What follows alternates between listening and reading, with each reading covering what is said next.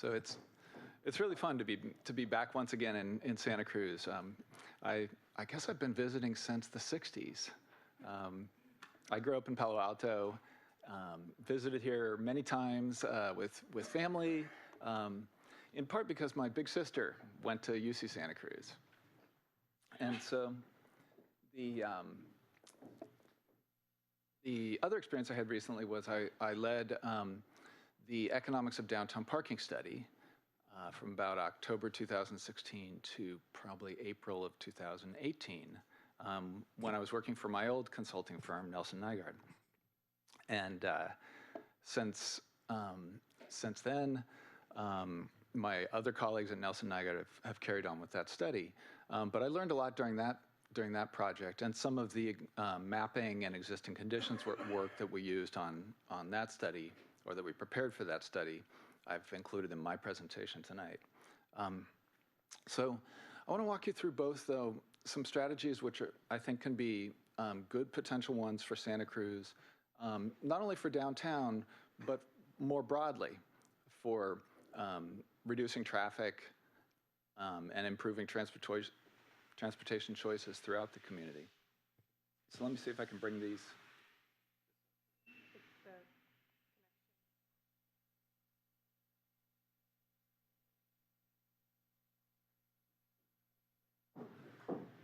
There we go, that should do it, and maybe.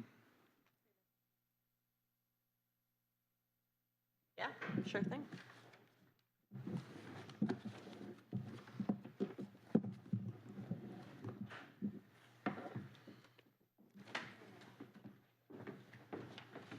Okay, we can do that too. No presentation is complete without at least one technical glitch.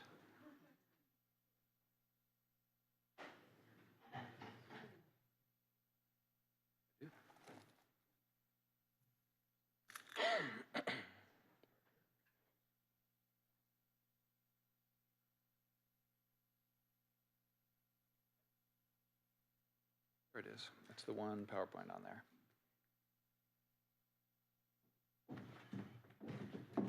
I guess if it's on this computer, then I should sit here? No, you can put it in there. Okay.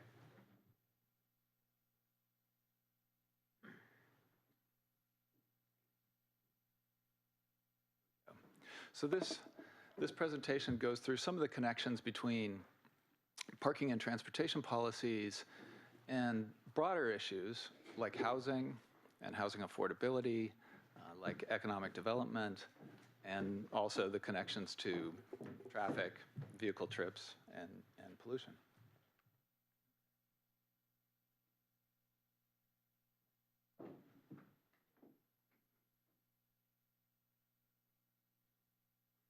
And some of the, there we go.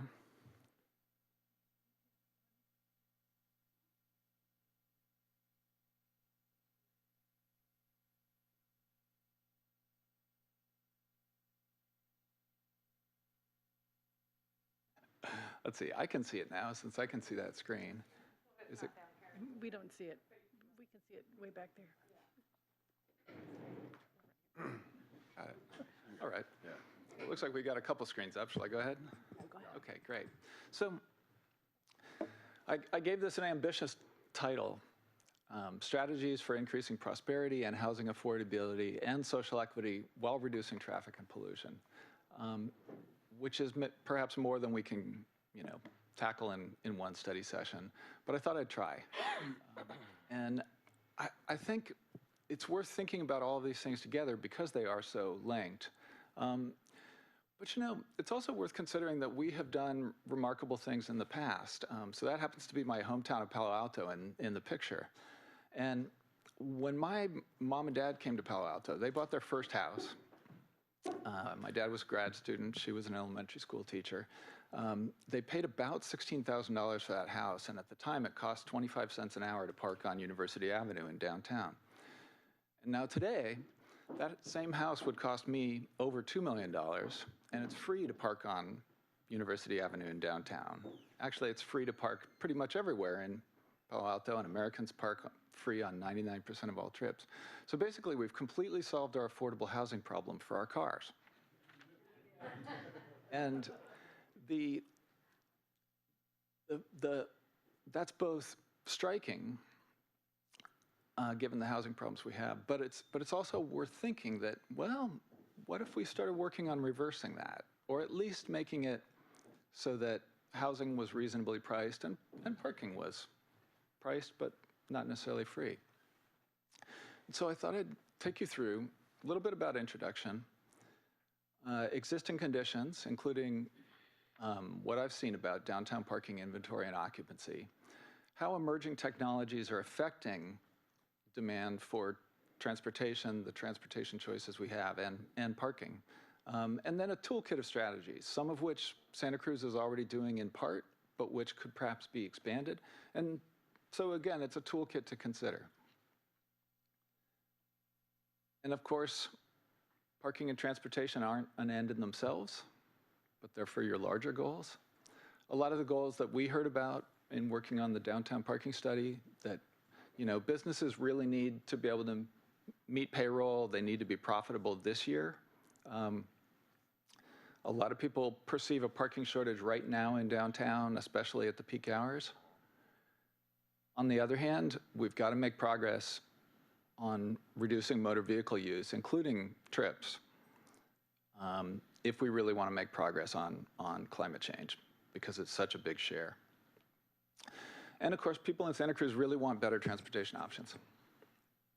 And social equity matters, and especially when you start talking about changing the status quo, especially something like parking that's often been free, you have to be thinking about social equity. But the good news is there are a lot of cities out there that have done a lot. Certainly Santa Cruz is a place where I can go to other places in the United States and say, hey, here's how you could follow in Santa Cruz's footsteps, do these things for bicycling, and get to Santa Cruz's level of bicycling. But there's also a lot of strategies from around the country and around the world that I think are not in use yet, at least not in full use in Santa Cruz, and could be adopted. So this is a chart. It'll be too small to read on the screen, I'm afraid, but it's a chart of 10 cities that we studied for a project called the Pasadena Traffic Reduction Strategy Study. And we looked at what did a lot of these cities have in common, because they were all places that had managed to become really economically vibrant and prosperous, and at the same time reduce traffic. And one thing we found is that parking policy reforms, compared to status quo American policies, were really key in all of them. For example, 9 out of 10 had eliminated minimum parking requirements entirely in either some or all areas of the city. A lot of them had priced parking. Many of them, 8 out of 10, had maximum parking requirements. So I won't try to run through this whole chart, but just to say that there are lots of strategies and you don't have to pioneer, and nothing I'll show you tonight is completely pioneering. It's all been done successfully elsewhere before. Now, when we think about social equity, just take the example of housing. A basic question to ask is, well, should you subsidize housing for cars or for people? And housing, of course, everybody needs it. It's a basic human need. Parking subsidies, on the other hand, they're a matching grant program, effectively, right? You have to be able to afford to purchase and own and maintain a car. And if you can't, for example, half of the people who make less than $10,000 a year don't have a car in their household, then they can't qualify for that parking subsidy, right? Because they don't have the car to be able to use it. I always remember when I was a student first studying parking, I had a $500 rattletrap car. Stanford was kind enough to build a $50,000 parking space in today's dollars that I got to park in for free. Meanwhile, my friend Sebastian, who was on scholarships and working and had no car, he got nothing. And so it's not necessarily the best choice. And there's a lot of ways we can change that.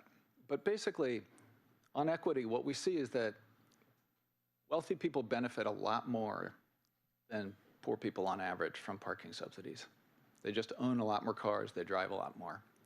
So on existing conditions, it's worth looking at parking existing conditions, partly to ask, can we get better use out of what we have already? So if you think of a parking system, one key aspect is the number of spaces, the quantity, and the other is management, right? Policies, regulations, prices. And you can ask, well, do we have a downtown parking supply problem right now or a management problem? Sometimes it can be both. So one thing is that it's important to collect good data.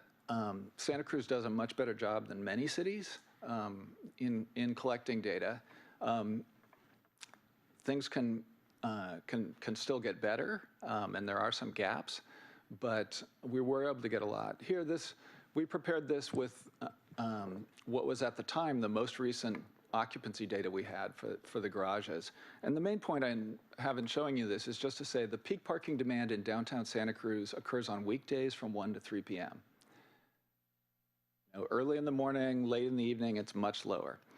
So if you want to simultaneously reduce traffic and pollution and also reduce the need to build costly additional parking, focusing on reducing weekday parking demand from 1 to 3 p.m. or thereabouts is a really good thing to focus on, right? And similarly, if somebody is parking during that period, they drive the need for more parking potentially. But if you add one more car in the evening, that doesn't add need for more parking. So what do things look like? Well, we took the peak time parking data, which is useful in part because it covers all the parking, public, private, on street and off, and we mapped it. And this is the peak hour, December 2015. What you can see here is lots that are less than 50% full, we put in green. Lots in red are 85% or more full. And one thing you see here is this was basically busiest hour of the day, week before Christmas on a weekday. So it's one of the very busiest times of the year. It's the busiest month. You still had, on an overall basis for the whole downtown, supply exceeded demand, but there's spot shortages on some blocks, right? So like the Locust Garage, it was 91% full. The Cedar Cathcart, just to the south, Cedar Church, is it? That one as well was effectively full, like over 90%. But on the other hand, there's still ample parking. For example, the Civic Center, the Civic Auditorium parking meters, those were 76% empty. The Riverfront Garage still had spaces available and spaces to spare. What tends to happen, of course, is that the least convenient parking the least convenient and the most expensive parking tends to empty out. And so a lot of the times the challenge is to shift some employees from the high demand locations out to the lower demand locations using pricing and management. Right now, the Locust Garage, more than half of the spaces at peak hour are filled up with employees. So can you relocate them? This is the peak parking time data showing just the public off-street garages for the peak time parking survey last year. And what you see there is at that time, the Cedar Walnut Garage was full, effectively, just 10% vacancy rate, which people start to think they're really hunting for the last spaces. But on the other hand, you had 110 vacant spaces at the same time in the River/Front Garage. And that Civic Auditorium lot was still empty. So what can we do to redistribute demand, especially employee demand, out to the less convenient spaces? And what does that look like on the ground? Well, first impressions, right? Curb parking on the busy blocks is mostly full, much everywhere.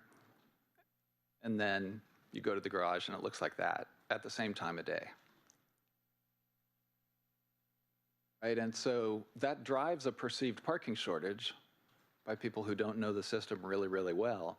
And you can't solve that perceived shortage just by building more spaces, because you can't build more spaces on the street in front of the shops. Now, overall, the peak time parking survey, it gives you a consistent measure of demand for the whole system, including those areas for which you don't have any automated data. So those meter lots, The riverfront garage, the counter wasn't working there accurately when we looked at it. And so just mapping the peak time parking survey data for the last 15 years, or rather charting it here, what we can see is you hit a high of about 4,300 cars parked in 2008. And then the recession hit. Actually, the recession had just started before that. Retail vacancy spiked. By 2010, things were down by about a quarter. Retail vacancies were much higher then. Now we get up to 2018. There's never been a year where demand recovered back to that 2008 peak. And you're down about 10% from then. Just a point of information, I thought we said 3,000 public spaces, so this is public and private together, the number? It's public and private together. So this is total number of vehicles parked in the downtown. And it's covering the same area every year. And so by this data, the number of spaces that you have sitting vacant at the peak hour has increased by more than 700 since 2008. Now, it is important to note this is both the public and the private, on street and off, and it is a snapshot. So it's really good to calibrate this with other data. It's also good to use these manual counts as a reality check. What we saw, for example, when I checked, I believe it was the 2015 data, at that time, the automated count data for the riverfront garage was showing regularly over 100% occupancy, sometimes like 125% occupancy, which would imply that you have hundreds of cars inside the garage circling because every space is full. What that usually tells us is that the calibration for the garage needs to be redone. You know, that even in a well-managed system, counters are off sometimes. So it's useful to have both those data sources. But looking at this, though, you still have this perceived parking shortage. And of course, there's more development plan downtown. So it's important to still have tools to manage parking and to redistribute demand and to provide people with better choices. But so what could explain the drop in demand? And also what's a really effective tool for changing behavior? Well, all else being equal, when the price of parking goes up, demand goes down. Now that's real price changes, meaning inflation adjusted, right? If your price increases only just keep up with inflation, that has no effect on behavior. Parking price elasticities, sorry to get a little bit technical, but basically for commuting trips, about a 1% increase in demand, a 1% increase in demand will get you about a 0.4 to 0.6% decrease in parking occupancy, in parking demand.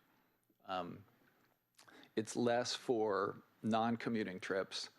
And basically, it's higher for commute trips because people are going to the same destination every day. They're often traveling at hours when there's more transit available.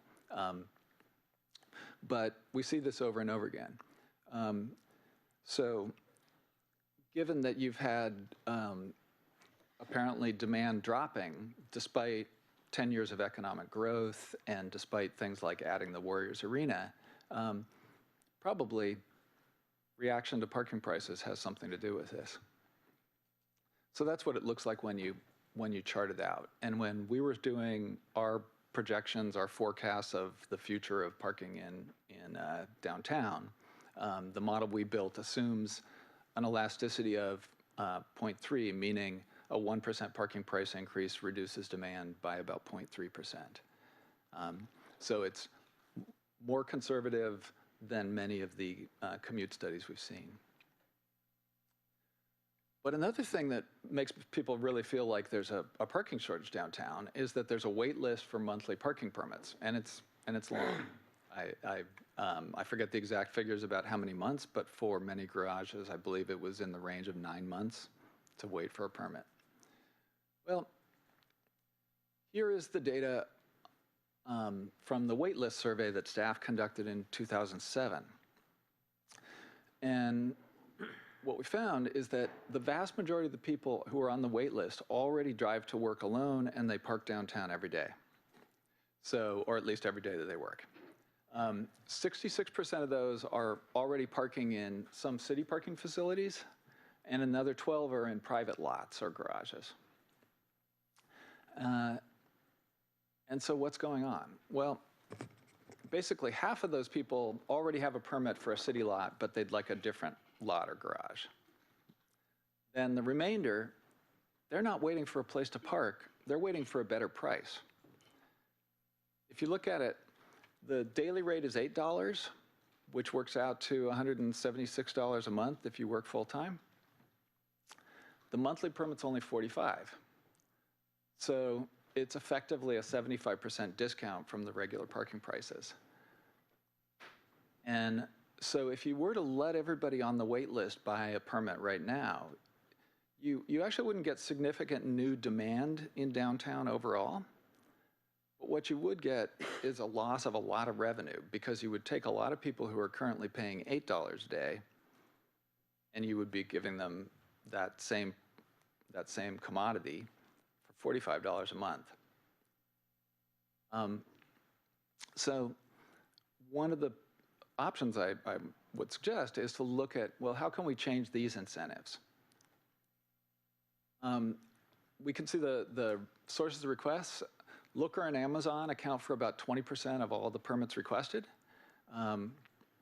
So you have a lot of people who are often well-paid, six-figure income software programmers who are waiting for a $45 a month permit.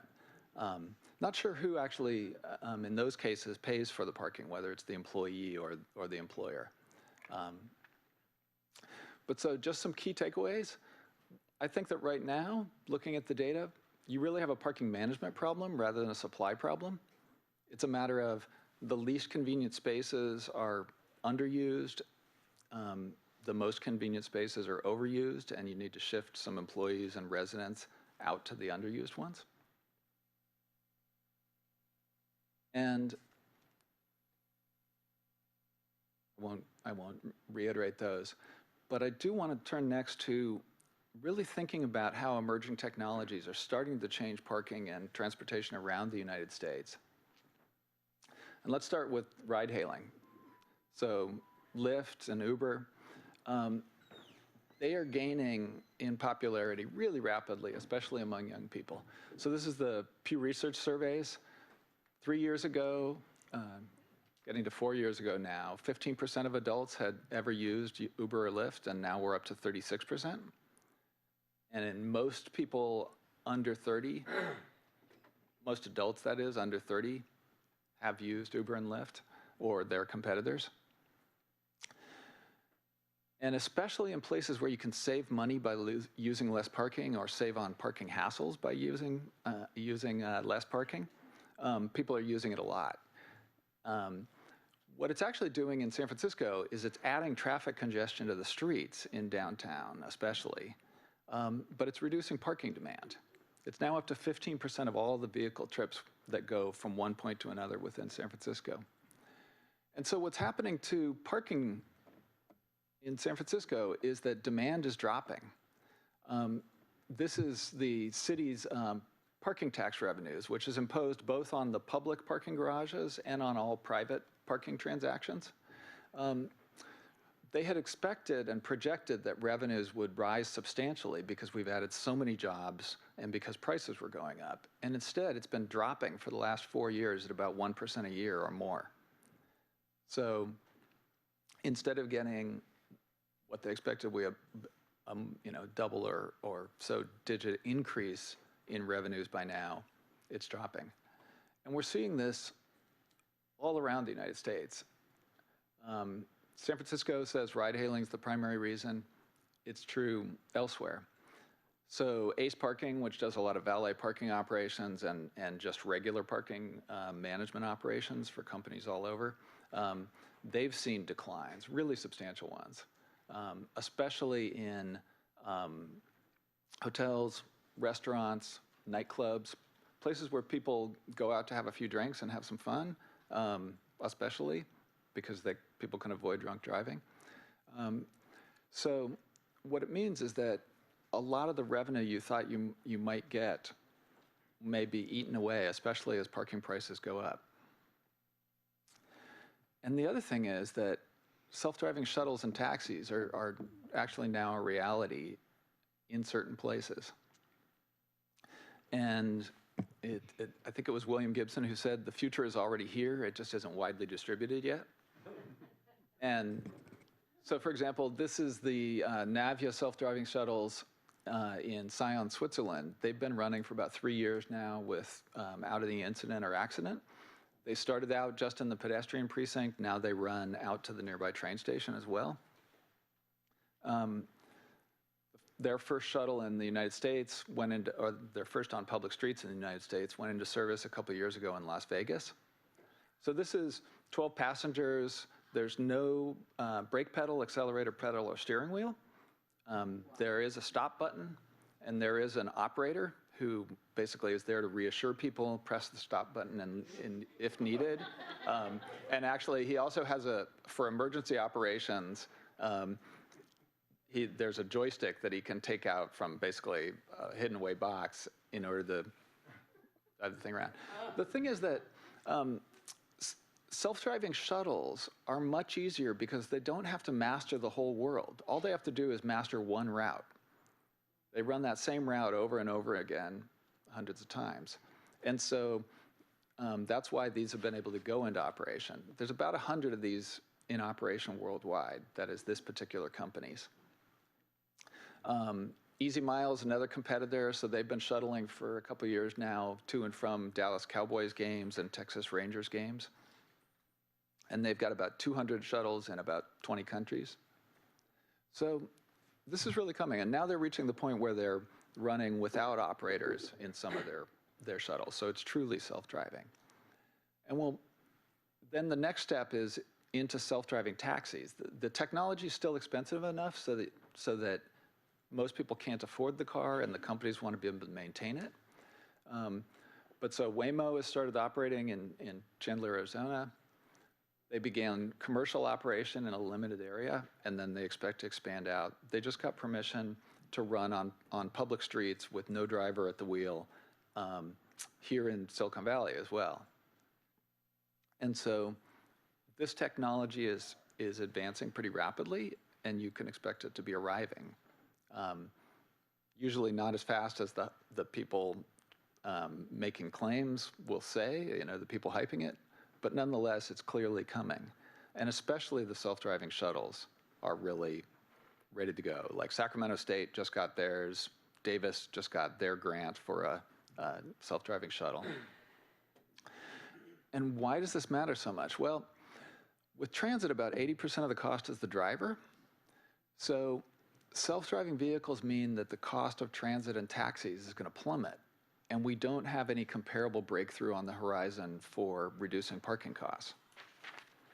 So in the past, it might be that we could run a bus, we could afford to run the bus every 30 minutes. With self-driving technology, we can run the same bus every 6 minutes for the same price. And that's pretty transformative. The effect on parking demand, lots of people are doing studies and speculating. Basically, though, all of the estimates are for very substantial decreases in parking demand. And some are saying, well, if half the fleet is shared, you're going to get a 90% reduction in parking demand. Others vary. Nobody knows yet, but things are clearly heading that direction, and pretty fast. So then that leads us to potential strategies. And it's useful to start out by thinking, well, all right, what does it cost to add one more space? For example, what does it cost to add one more space to downtown Santa Cruz by building a new parking structure? Because it's the cost of adding one more that really lets you look at the potential for savings. So the proposed Cedar Cathcart garage, using the low end, using the low end of the cost range for a cost estimate that was made a couple years ago, works out to $66,000 per space gained. That's conservative, I think, because not only are we using the low end, but also construction costs have gone up pretty substantially since 2016. Nationally, I think by 13%. But so how much revenue do you need to generate to break even on the cost of building and operating and maintaining a $66,000 parking space. So it's about $420 a month for each space for the lifetime of the parking structure. So how much money does the city lose if it builds a new parking space just to accommodate a full-time, daytime employee who buys a monthly permit? Maybe one of those Amazon employees on the wait list. Well, $420 a month cost minus a $45 monthly permit fee is $375 a month. The only way this works with the finances of the downtown parking district is that in order to build that new garage, you have to raise a lot of rates. And what ends up happening is there's a lot of cross-subsidy going on where the people paying short-term and hourly and daily rates are subsidizing the very low-cost monthly permits. And then also, the garage doesn't pay for itself on its own. You have to take the revenues from the cars parked on the public streets and devote that toward the new garage. So what this tells us is that anything you can do to reduce parking demand for less than $375 a month, that is anything you can do to get, for example, a daytime employee to take transit or bike or walk, is a bargain, right? Then you can free up that space and use it for a customer who's going to pay a much higher hourly rate. So there are lots of strategies. I won't try to take you through all these tonight, but they fall into basically 4 categories. You know, managing the curb parking, managing city-owned and operated garages and lots, regulating private developments, and then generally improving choices. And the curb parking is really important both because it dictates what you can do off-street without causing problems, and also because if you can solve the on-street parking shortages in the busy areas, it gets rid of a lot of the perception of a parking shortage. And one thing, of course, that you're already working on, it's already approved, and the meters that take credit cards and have wireless connections are being put in on Pacific, maybe are already in on Pacific, Pacific Avenue, that is downtown, is installing smart meters and then being able to do what we call performance-based parking pricing. So basically, you're trying to charge the right price for curb parking, and the right price is the lowest price that lets you get 1 or 2 vacant spaces on each block most of the time. So that price can vary by block, by time of day. And the usual strategy is you pick a target range. In this graphic, it's 65 to 85% occupied as this is the sweet spot. And you check every month or so. If you're above 85% occupied on that block, then you raise the rate. If you're within the target range, you keep it the same. If you're below 65%, you lower it. And so this is a potential strategy that, of course, you're working on implementing on Pacific Avenue in the core, but that I think could be a really good one to extend to the rest of downtown, and if people like it, extend it to all the meters on the streets and everywhere in the city, everywhere you have shortages. And then, of course, returning that revenue to the district where it's generated to pay for public services is a good way to make that popular, and it's perceived as fair. And, of course, parking revenues in downtown already stay downtown. But I just want to highlight the experience that we had in San Francisco with the SF Park program, which I advised on. San Francisco did it for 6,000 curb spaces, as well as more than 10,000 spaces in garages. With this same general policy, changing by block and by time of day, the city had some great federal funding to study the effects of this very carefully, and with academic researchers doing it. Indeed, Adam Millard Ball worked on quite a bit of it. The technology you need to do it is definitely the smart meters on the curb that are wirelessly connected, take credit cards, because that's what gets you your occupancy data and your revenue data. The occupancy is an estimate, but you can, once you get enough data where you check the real occupancy on the street compared to the meter payments, you can estimate how many cars actually parked. Because, of course, there are always some people parked who don't pay. So in order to do this in the rest of downtown, you would really need to roll out that kind of wireless smart meter. One of the strategies that San Francisco used is time of day pricing. And I think that could be really valuable for Santa Cruz as well. Basically, you charge a low price during the hours of low demand at a high price during the hours of high demand. So on this particular block in San Francisco, their highest price was noon to 3 p.m. when they're charging $3.50 an hour. By contrast, demand drops off after 3 p.m., so they drop the rate to $2 an hour. That's something that is really effective at reducing peak hour demand, especially getting employees out of a metered space at peak hour. And on the other hand, it doesn't chase away customers at times when you don't need to chase them away. So if somebody wants to come for lunch and stick around to shop, if demand is dropping off anyway, there's no reason to have a high price pushing them away.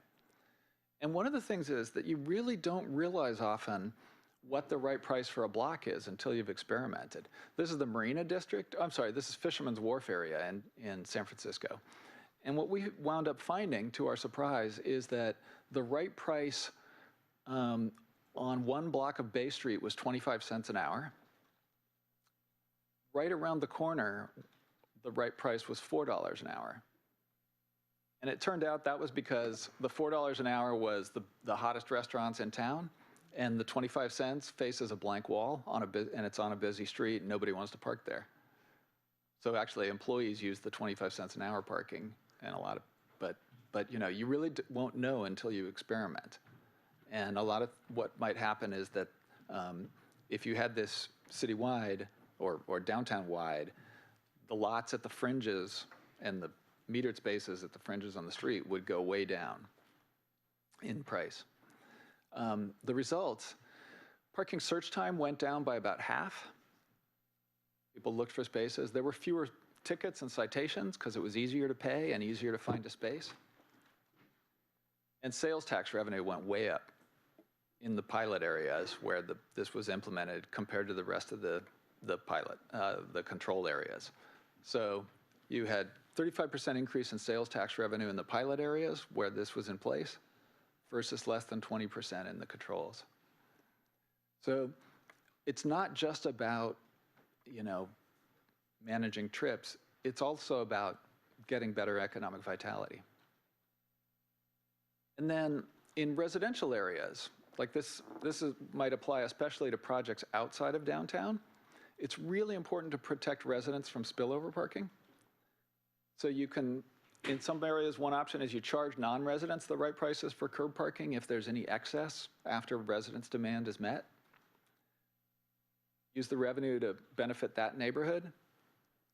You know, in Laguna Beach, near the beach, if you're a non-resident, you might be paying $3 an hour while the resident pays $40 a year. One really important thing, though, is don't issue more resident permits than there are available spaces. And this is especially important if you're adding apartments to an area that currently is only small houses. The city of Tucson, what they do is they say, if you have 2 legal parking spaces in front of your property, then you can only have 2 parking permits for the street for that property, no matter how many new units you build on your property. So that's one way to do it. But don't do what Boston did. In Beacon Hill, they gave out 5,000 resident permits for an area, and then years later they went and counted and discovered they had less than 1,000 on-street parking spaces, right? So it's really important to limit it this way. So that's managing curb parking. City-operated lots and garages.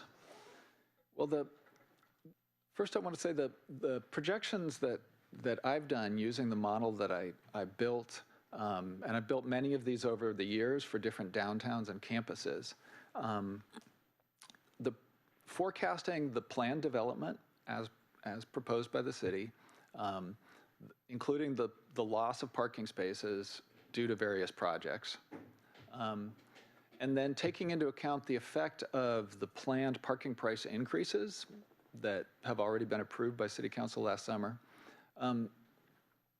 what we see is that those price increases will reduce demand enough so that even with new development and the loss of some existing parking spaces within downtown, you'll still have a surplus. So this is something that you should certainly look at my calculations, review them, check them.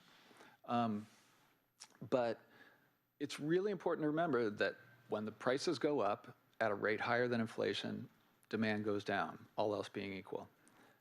That's a significant effect. And we've seen in many communities before that they raised prices to build a new garage and discovered that demand fell so much that the new garage was no longer needed. And I think that is likely to happen here.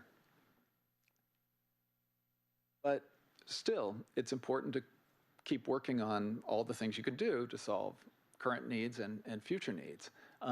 So focus on reducing demand in the peak hours.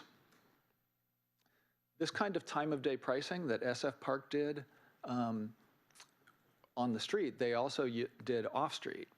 So the garages there, the Performing Arts Garage, their peak hour, like Santa Cruz, is noon to 3. So they charge $4 an hour. But right after that, demand drops way off, and so they drop the price down to $1 an hour. I think a strategy like that could work really well for downtown. Another thing is to consider switching from charging discounted rates for monthly permits to charging for employee parking just by the day. Administratively, it can be more difficult, but especially with the modern technology that you have in a lot of the garages and the technologies that are available to do this in lots and even on street, it can be a really good way. Because basically the problem with a monthly permit is that once you bought it, it's like an all-you-can-eat buffet, right? You drive every day and it doesn't cost you anything more. When you switch to charging by the day, you can see results like the Gates Foundation had.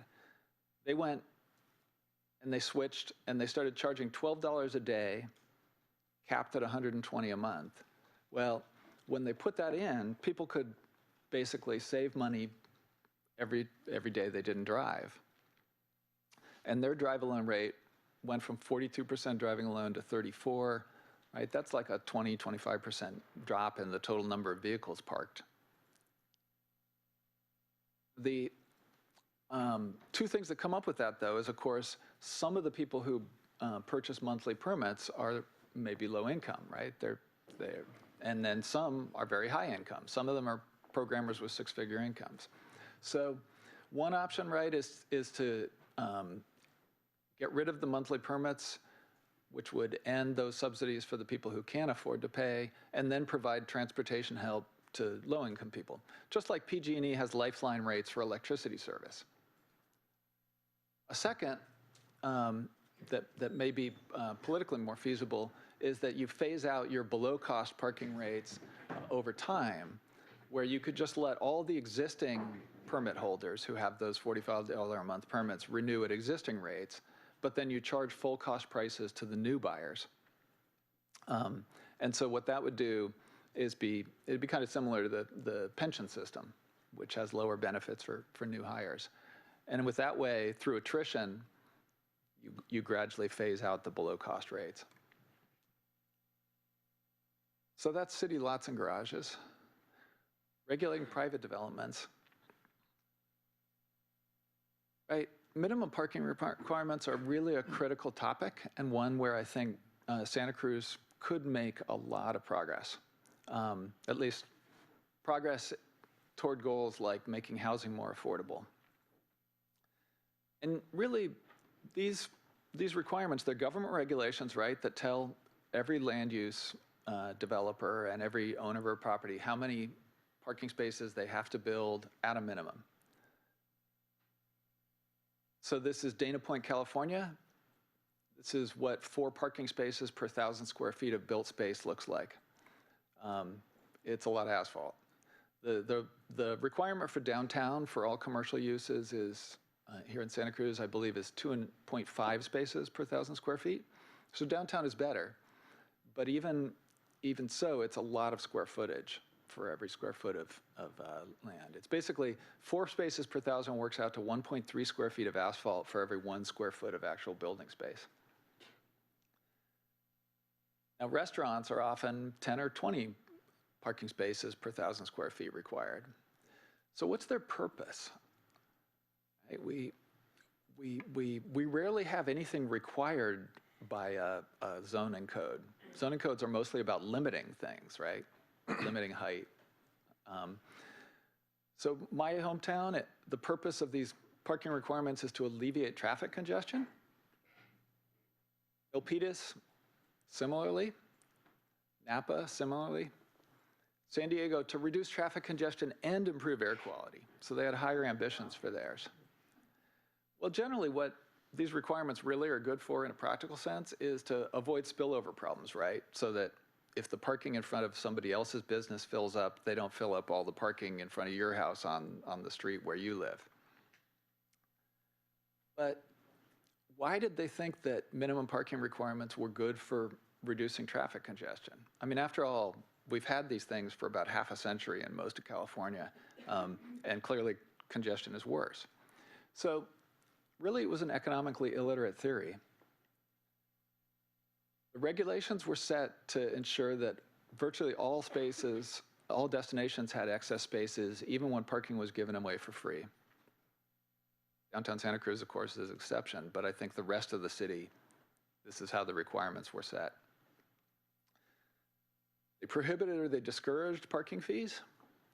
And actually, it's really hard to charge anybody for parking when everybody is required to build more than is needed when it's free, because there's nobody else who wants to buy your parking because they've got too much of their own. But then it made it really easy for traffic engineers to prohibit parking on street. Right? So like this happens to be Las Vegas. Parking's prohibited, and that way they could add more traffic lanes. So when you're on the sidewalk, you can have a 18-wheeler at your elbow as you walk down the street. And they got more traffic lanes, which they hoped would solve the congestion. But there were a lot of unintended consequences, right? Like one of the things is that in this environment, if you try to cross the street to shop, you'll die. And you got a landscape that looks kind of like this. This happens to be Milpitas. Typical minimum parking requirements. I don't think Santa Cruz's are all that different outside of downtown. Well, the unintended consequences. Cost of parking got hidden in the cost of all the other goods and services we buy. So that results in higher parking demand, more driving, more congestion, more pollution. And we all end up having to pay more because we have to build more parking and bigger roads, right? And we wound up getting higher rents, higher taxes. Basically, we're paying for parking in all of our roles except our role as a motorist. And how did this affect housing affordability? Well, Oakland, 2 economists studied what happened when they put in their first regulation in 1961. Only 1 space per unit required for apartments. So construction cost went up 18%. Units per acre went down by 30%. Land value went down by 1/3. Imagine if you were an economic development director and you came to your council and said, I got a regulation that's going to do these 3 things. It probably wouldn't have passed. But those higher costs get passed along to tenants in the form of higher rents. So Seattle, they found that the parking subsidies increased monthly rents by about $250 per month for every apartment. And parking is vastly oversupplied. And it's very, very clear from the research now, these costs get passed through and result in higher costs. Here in San Francisco, where I live now, 2 UC Berkeley professors studied it. It increased home sale prices. Homes with parking sell for a lot more than homes without. 24% more households could afford housing if they didn't include parking. And 20% more could qualify for loans on condominiums. So allowing people the choice of whether or not to buy parking when they rent or buy a place is a really good way to increase affordability. That's not to say that you shouldn't allow people to buy one, but if it's optional rather than mandated, then a lot of people can either have an apartment instead of being homeless, or they can buy their first place. And one of the things we see now is San Francisco has completely eliminated all minimum parking regulations throughout the city. And so we're seeing things like this apartment just down the street from me. That construction you see is the conversion of the bottom floor garages into 2 new apartments. And they are simultaneously seismically reinforcing the building. A lot of communities around the country now have removed minimum parking regulations, either in some neighborhoods like downtowns and near transit, or citywide. So Sacramento, San Diego, San Francisco, Fremont, Hayward, Buffalo has gotten rid of them citywide. So especially as housing costs rise, people are really focusing on this.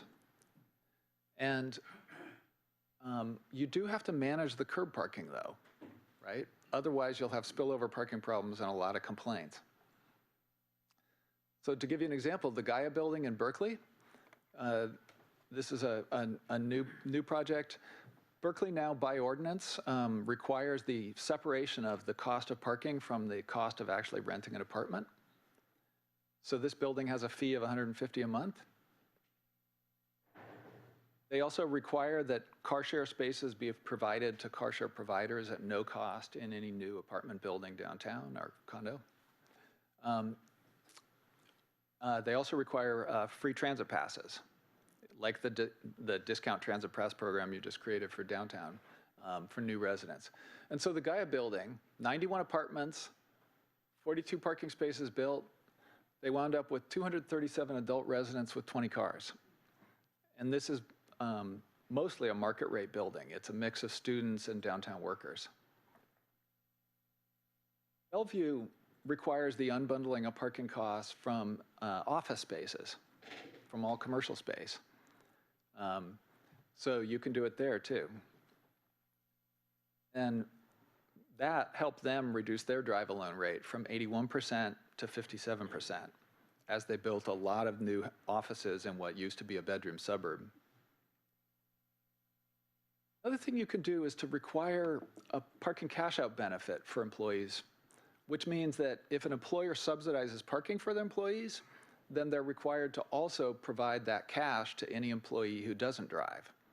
So for example, if somebody wants to live downtown, walk to work, then they have to be given the cash value of their parking space. Now, one option is to do what Santa Monica does and simply enforce the existing California state parking cash-out law. In Santa Monica, when you renew your business license, you have to certify you're complying with the state law. And the state law basically says if you have more than 50 employees and you pay for any part of your employees' parking, then you have to offer that subsidy, that parking subsidy, in the form of cash to anybody at your firm who doesn't drive. Another way you could do it is to require that whenever a company pays for a city parking permit, that they have to certify that they are complying with state parking cash-out law. So I don't know which businesses. 41% of the people on the wait list said that their employer paid for their parking. So there may be some of those companies should be complying with this law, which is not well known about and rarely enforced. And then another thing you could do is actually go beyond state law. For example, you could say anybody who subsidizes parking for their employees and buys a city parking permit has to offer the cash value to the ones who don't drive. And it has a really strong impact. So for example, if the employees are offered $165 a month in cash, there's about a 30% decrease in parking demand and driving.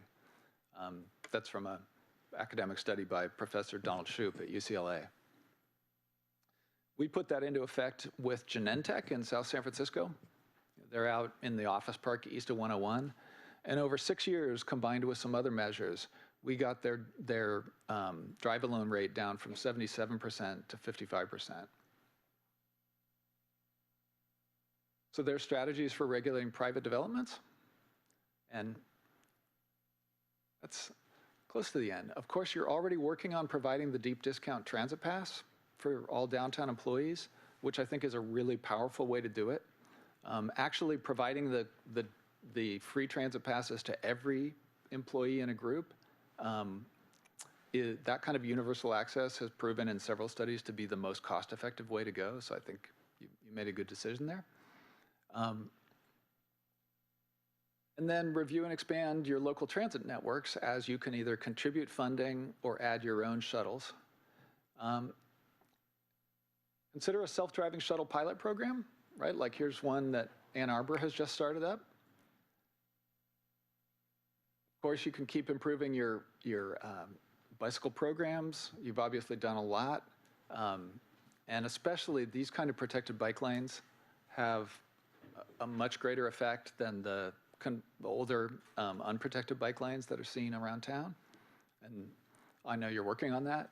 And of course, in the short term, it may just be paint.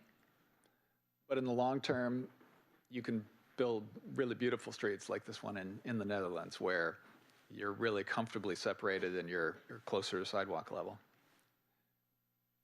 So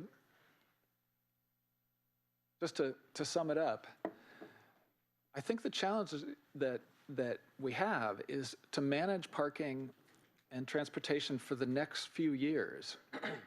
And then as self-driving shuttles and taxis really take off, that effect on parking demand will be profound. And so the challenge is to manage the next few years and get through that.